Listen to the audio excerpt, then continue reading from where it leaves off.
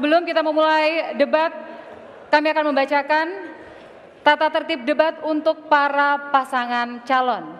Yang pertama, masing-masing pasangan calon akan diberikan waktu dan kesempatan untuk menanggapi atau menjawab pertanyaan atau persoalan yang telah diberikan. Maka tidak diperkenankan bagi pasangan calon untuk memotong jawaban pasangan calon lainnya saat tengah memaparkan jawaban. 2. Waktu menjawab akan dimulai segera setelah pasangan calon mulai berbicara. Ketiga, kandidat tidak diperkenankan memberi pertanyaan yang menyerang personal kandidat lain. 4. Pertanyaan antar kandidat mempertanyakan program, visi, dan misi kandidat lainnya. Ada tata tertib untuk seluruh pasangan calon dan juga ada tata tertib bagi para pendukung yang hadir. Yang pertama diharapkan untuk selalu tertib dengan tidak melontarkan yel-yel atau teriakan yang kiranya akan mengganggu jawaban dan konsentrasi dari pasangan calon. Pendukung juga tidak diperbolehkan memprovokasi pendukung lainnya. Kami percaya para pendukung yang hadir adalah pendukung yang bersemangat dan bisa menjaga ketertiban sehingga debat berlangsung dengan lancar dan bermanfaat. Tepuk tangan untuk para pendukung yang bersemangat malam hari ini. Para hadirin, kita mulai debat malam ini dengan penyampaian visi misi para pasangan calon terkait tema reformasi birokrasi, pelayanan publik, dan penataan kawasan perkotaan. Untuk mempermudah, berikutnya kami akan panggil ketiga pasangan calon ini dengan paslon 1, paslon 2, dan paslon 3. Kesempatan pertama kami berikan kepada paslon 1, waktu Anda 2 menit dimulai ketika Anda berbicara. Silakan.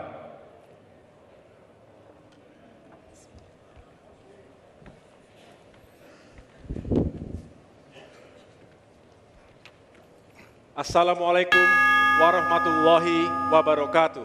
Waalaikumsalam warahmatullahi wabarakatuh.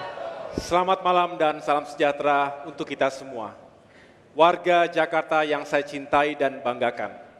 Jakarta adalah sebuah sistem ruang kehidupan yang harus menjadi rumah yang aman dan nyaman serta mensejahterakan seluruh warganya.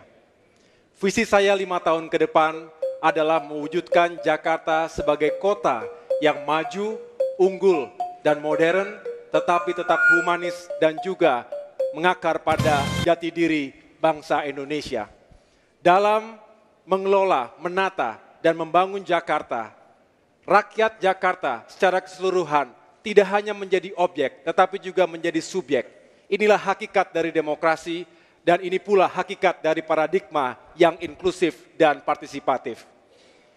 Saya akan menjadi yang terdepan untuk bersama-sama rakyat membangun Jakarta yang kita idam-idamkan.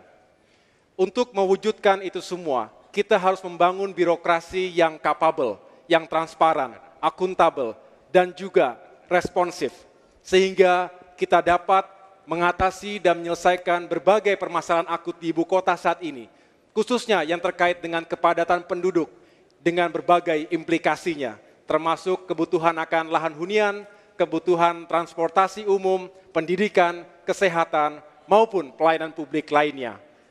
Untuk itu, sekali lagi kita harus hadirkan birokrasi yang berintegritas, yang handal, sehingga saya akan dapat menjalankan pemerintahan dengan baik, dapat membangun Jakarta dengan efektif, dan tentunya melayani publik Jakarta dengan berkualitas.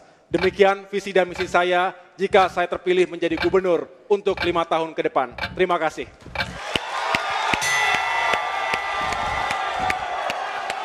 Kini kesempatan penyampaian visi misi diberikan untuk paslon 2. Waktu Anda 2 menit dimulai ketika Anda berbicara. Silakan. Ketika kita bicara pelayanan publik, saya teringat ketika 2013 kami mengeluarkan Badan Pelayanan Terpadu Satu Pintu atau BPTSP. Orang suka bertanya, kenapa badan pelayanan? Bukannya kan itu maksudnya perizinan terpadu satu pintu. Kayak kan beda. Kalau perizinan itu warga datang kepada kami seolah seperti yang berkuasa memberi izin atau tidak memberi izin. Tapi kalau kita bicara pelayanan, maka ketika warga datang, wargalah atasan kami melayani. Jadi dasar pelayanan publik adalah ini sebetulnya.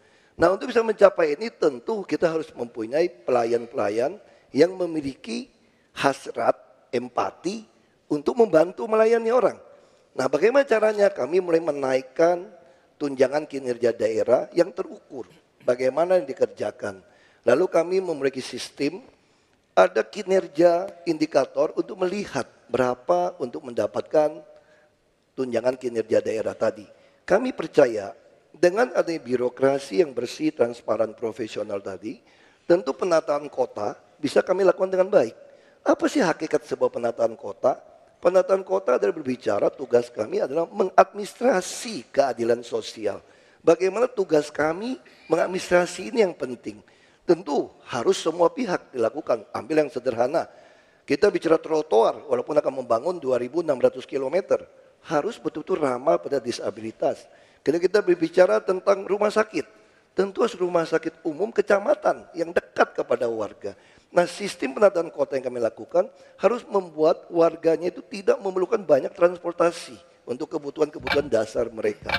Nah, dengan dasar inilah kami yakin kalau pemimpinnya lurus dengan bersih, transparan, profesional, semua penataan kota akan mewujudkan keadilan sosial bagi seluruh rakyat. Terima kasih.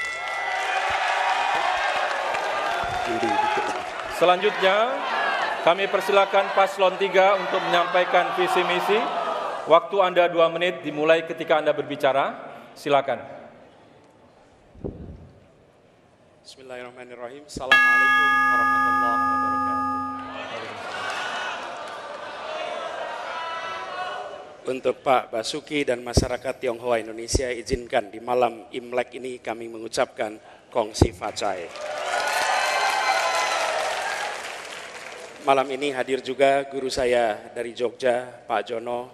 Matur nuwun Pak Jono, sampun rawuh saking Yogya khusus kangge acara debat malam ini. Matur nuwun Pak. Bapak-bapak, Ibu, hadirin semua dimanapun Anda berada,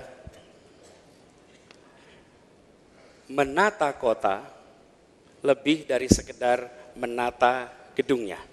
Karena itu ketika kita berbicara menata kota adalah menata bagaimana warga di kota bisa meraih kesejahteraan, bisa meraih keadilan, dan mendapatkan kebahagiaan. Penataan kota adalah untuk warganya. Dan siapa yang bertanggung jawab itu? Birokrasi. Birokrasi bertanggung jawab untuk memastikan seluruh asetnya. Dan di Jakarta ini aset birokrasi perolehannya 341 triliun, tapi kalau dihitung keseluruhannya lebih dari 100.000 triliun. Dan itu artinya per orang di Jakarta sebenarnya memiliki aset 100 juta. Ini dimanfaatkan oleh birokrasi untuk kesejahteraan, keadilan, dan hadirnya kebahagiaan. Sudahkah itu terjadi? Belum. Raportnya merah. Kalau kita lihat di sini, laporan kinerja CC, kita bicara realisasi program, rencana 100%, terlaksana 70%. Bicara hasil audit BPK, tidak mencapai wajar tanpa pengecualian. Bicara laporan ombudsman, hanya 61, ranking 16 dari 33 provinsi. Dan skor birokrasi. Di tahun sebelumnya, sebelum Pak Basuki menjabat, skornya 100, kemudian menjadi 56. Kami akan mengembalikan menjadi Jakarta yang kepemimpinannya efektif. Terima kasih.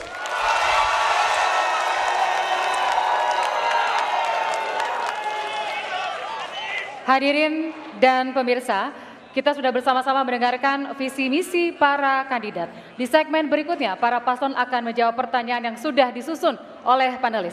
Tetaplah di debat kedua Pilkada DKI Jakarta 2017.